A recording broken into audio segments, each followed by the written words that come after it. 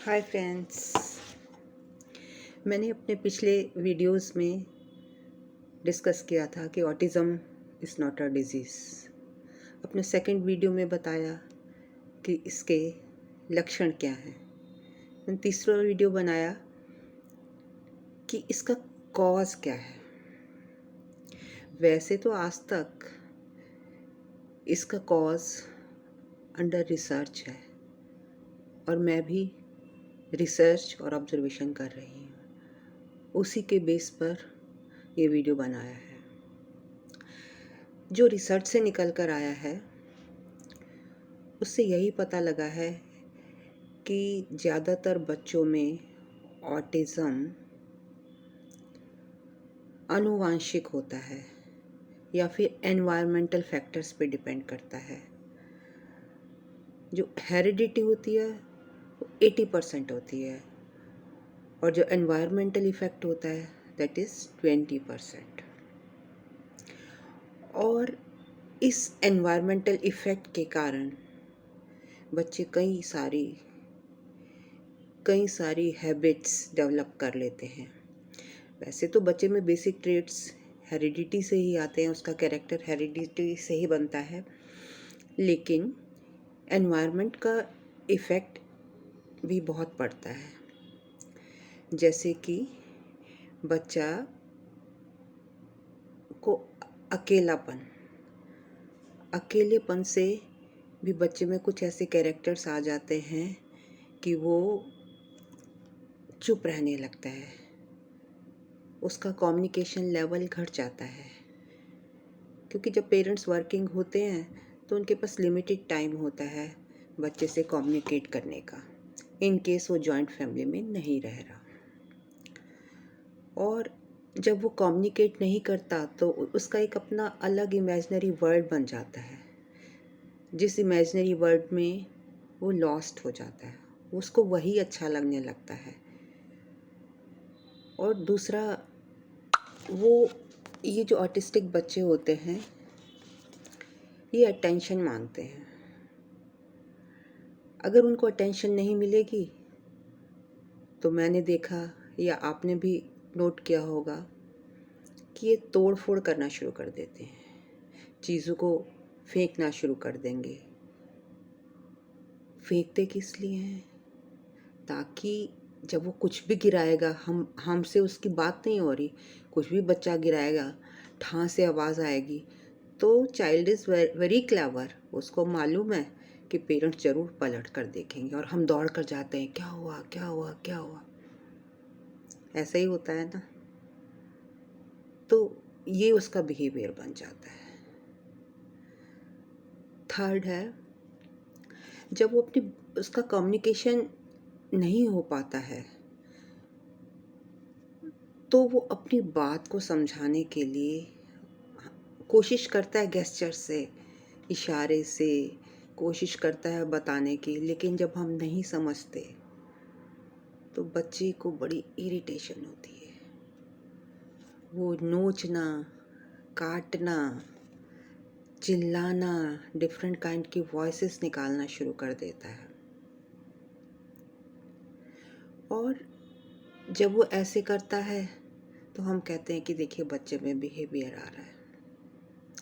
और sometimes I have seen, यहाँ तक होता है कि अगर वो अनअटेंडेड फील करता है बच्चा तो वो टॉयलेट भी कर देता है।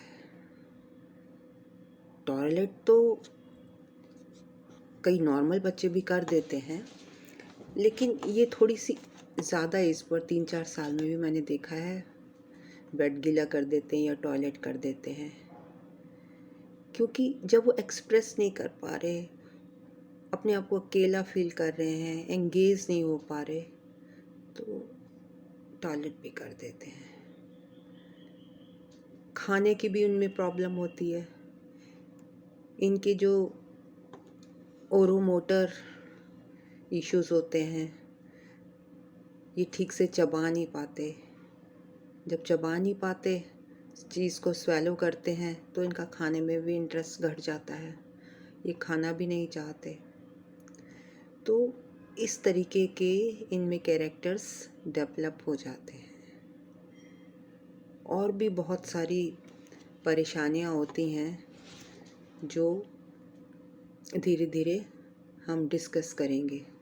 सोसाइटी में नहीं ये मिक्सअप होते, कट ऑफ हो जाते हैं। क्यों कट ऑफ हो जाते हैं? क्योंकि एक्सप्रेस ही नहीं कर पा रहे। एक्सप्रेस नहीं कर पाएंगे तो क्या करेंगे? कोई आता है तो दौड़कर कर्टन के पीछे छुप जाएंगे, पिलो के नीचे चले जाएंगे, पलंग के नीचे छिप जाएंगे, दरवाजे के पीछे छुप जाएंगे। कुछ नॉर्मल बच्चे भी ऐसा करते हैं कि जब कोई रिश्तेदार या कोई आपसे मिलने आता है, शाय नेचर के होते हैं, तो वो भी छिप जाते हैं, दरवाज़ों के पीछे से देखते हैं। और इन्होंने तो वर्ल्ड ही अपने आप का सेपरेट कर लिया।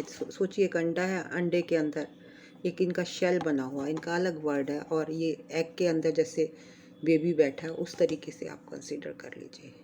उस तरीके से ये बच्चों में ट्रेड्स डेवलप हो जाते हैं। ये सब एनवायरमेंटल होते हैं, इनका अलग वर्ल्ड है। किसी से ये कोई डिज़ीज़ नहीं है, मैं बार बार कह रही हूँ, इट्स नॉट अ डिज़ीज़। बस क्या करना है हम सबको मिलकर कोशिश करनी है, बच्चों को इससे निकालना है। ये बिल्कुल ठीक है कि अर्ली इंटरवेंशन थेरेपी से, ABA से, बिहेवियर थेरेपी से बच्चों में बहुत फ़र्क आता है, बच्चे इम्प्रूव करते हैं। लेकिन वो थेरेपीज तो थोड़े बहुत टाइम की होती हैं। पेरेंट्स को कांस्टेंट टच में रहना चाहिए, रहते भी हैं, और वो ग्रेजुअली पेरेंट्स खुद ही लर्न कर जाते हैं।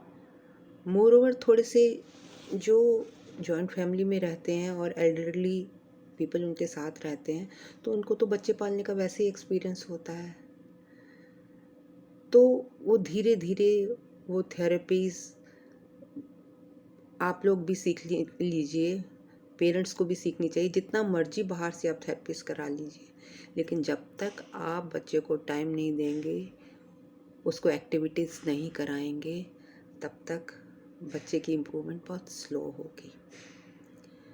तो मेरा यही कहना है कि बहुत सारी प्रॉब्लम्स हैं, पर प्रॉब्लम्स का मतलब ये तो नहीं अगर प्रॉब्लम है तो सॉल्यूशन भी है, लाभ है तो हानि है। हर एक के साथ ही ऐसा होता है, अच्छा है तो बुरा भी है। इसी तरीके से अगर प्रॉब्लम है, इट्स नॉट अ प्रॉब्लम, ये एक हैबिट है, बिहेवियर है। बस हमने इसको समझना है, और सबसे पहले जो इन्वॉल्वमेंट है ना, वो ही इसको सुधार सकती है। हमें बच्चे के साथ इन्वॉल्व होना है। बिफोर स्टार्टिंग एनी थेरेपी हमें पेरेंट्स को इन्वॉल्व होना है, बच्चे से रैपो बनानी है। कोई भी अगर आप थेरेपिस्ट के पास भेजेंगे और वो उसको इंस्ट्रक्शन देना शुरू कर देगा, तो बच्चा कभी नहीं सीखेगा। हमें बच्चे को ये पता ही नहीं चलने देना है कि हम उससे कुछ लर्निंग करा रहे हैं। हमें उसके वर्ल्ड में चले जाना है और उसके साथ इन्वॉल्व हो जाना है, उसके लेवल पर आना है। हमारा अगर उसका लेवल थोड़ा जिस भी लाइन में है, वो हमने ऑब्ज़र्व करना है। और इन्वॉल्वमेंट और एंगेजमेंट, 2 चीज़ें हमने रखनी है उस बच्चे के साथ, तो बच्चा ज़रूर इम्प्रूव करेगा। तो अगले वीडियो में मैं एक एक करके, आप मेरे साथ जुड़े रहिए। मैं कोशिश करूँगी कि डेली 1 या 2 वीडियोस डालूँ और ये प्रॉब्लम्स, ऑटिज़म रिलेटेड प्रॉब्लम्स को डिस्कस करूँ। मैं हर एक प्रॉब्लम लूँगी, कम्युनिकेशन से लेके खाने तक, ओरोमोटर तक, और जो बच्चा चीज़ें नहीं उठा पाता या नहीं ठीक से हैंडल कर पाता, टॉयलेट ट्रेनिंग कैसे करनी है, बच्चे को खिलाना कैसे सिखाना है, बच्चे के साथ इंटरेक्ट कैसे करना है, बच्चे में कॉन्फिडेंस कैसे लाना है, मैं ये सब कुछ डिस्कस करूँगी। बच्चे को घर का मैनेजमेंट, सेल्फ इंडिपेंडेंट कैसे बनाना है, ये सब चीज़ें मैं धीरे धीरे डिस्कस करूँगी, एक एक करके लूँगी।